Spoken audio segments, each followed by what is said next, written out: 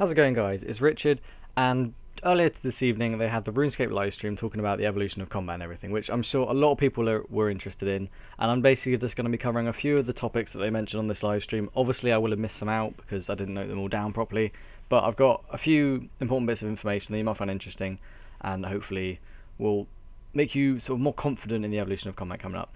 In terms of like the little clip in the background, it's just basically me just doing some training at RuneSpan because, well, I just didn't want to have everyone just looking at a blank screen or an image or something for the entire time. Now, anyway, let's get into it. Now, for the most important thing that they covered was the one-click combat thing, because a lot of people have been like, oh, I don't like how we can't AFK combat anymore, and all of that. So that was one of the most important things they talked about. And basically, that is an ultimate ability called momentum. So you have to build up all of your adrenaline. So it's not really one-click combat. But then once you've activated momentum, you have 20 minutes of what's essentially AFK combat again. And you don't have to worry about using special attacks or anything. And Chris L stated that he's sort of integrated this system where it does a basic ability every 20 seconds. So that actually makes it a little bit more powerful than it used to be. I highly doubt it's going to be as powerful as actually using abilities and whatnot, but it's still going to be pretty reasonably powerful. So like, let's say there's 3 tiers of attacking. There's attacking using just the basic auto attack. Then there's attacking using momentum, and then there's attacking like messing with all your abilities and their cooldowns, and obviously like gets more and more powerful through those tiers. The next thing they talked about, or that I'm going to be talking about, is the abilities gained through things other than just having them through levels. And apparently the new Grandmaster quest that's coming out next year, which sounds to be like one of the best quests they've ever done, the way they're building it up to be anyway. And they're going to say that you can gain quite a few abilities through that quest, which will be pretty interesting. I don't know if that will make it sort of a bit overpowered, that people are going to basically require to do that quest to get the best DPS, but you know, I'm a quester myself personally, so that would be quite useful. So I sort of pictured them doing things like that, being able to gain stuff through quests and various activities and stuff. One thing that I thought would be kind of cool is, imagine if you got a scroll or something as a drop from a boss or something, and you read that scroll and then you unlock a new ability. I thought that would be kind of interesting, but I don't know if that's the sort of thing they'd be able to integrate or would integrate. Now, another thing that's a pretty big worry is the fact that there's going to be no more special attacks in the evolution of combat, and they've done a few things to resolve that. Now, I don't know about claws, whether it's going to follow the same pattern as these items I'm going to be talking about next, but it'll be entirely possible for them to do that. The first thing is the God Swords. Obviously, God Swords were basically only really used for their special attacks, although in the evolution of combat they are going to be more powerful as two-handers, because two-handers are quite powerful. But they now use their special attack as a passive ability. Apparently it's a 25% chance of hitting with a basic attack. So if you're not using an ability, the attack has a chance of activating the special effect. So the special effects are exactly the same as before, except I believe the Bandos God Sword reduces defense first now by default. So the Saradomin God Sword heals depending on damage. Zamorak God Sword freezes, but I believe it doesn't freeze for as long as before. But obviously it's a bind now. It's called a bind. And the what's the last God Sword? The Armadile does basically the extra damage. Now the Enhanced Excalibur has basically exactly the same system of healing, except instead of being damage based like it is with the Saradomin God Sword, instead it's going to be just the base amount. It's going to be like sort of a raw figure that is better if you do the elite tasks, which I haven't done unfortunately, but that's one thing that'll be quite good. Now, another thing is the hybriding. A lot of people don't like how you can't really hybrid in the beta, but they're going to make it so it's more possible to hybrid, because obviously switching gear in the evolution of combat isn't advised, because it makes a massive cooldown on all your abilities, which isn't really very cool, and obviously it does damage to health and everything, so that's one thing. But they're trying to make it so it's more possible, so they're adjusting gear stats and everything so it's more possible to do hybriding again now.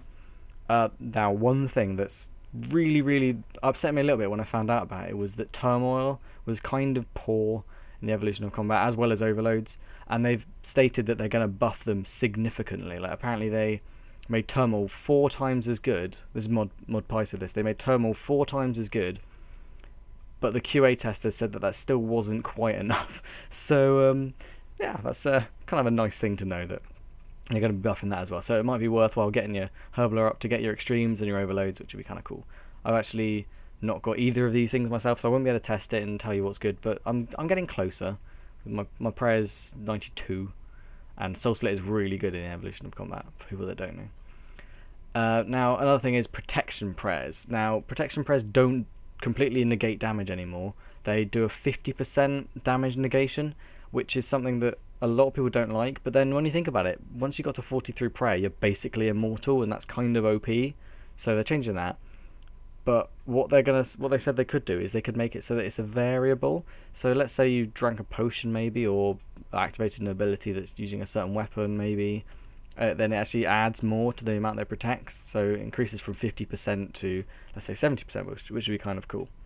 Now, for those that are worried about perhaps fighting the Jad is still entirely protected against by prayers, which is kind of cool. And also the Jad is apparently a lot easier to kill. I tried doing the fight caves, but the bats are crazy powerful, which I kind of found a little bit annoying, because I mean, they're the bats, they're the thing you start off with.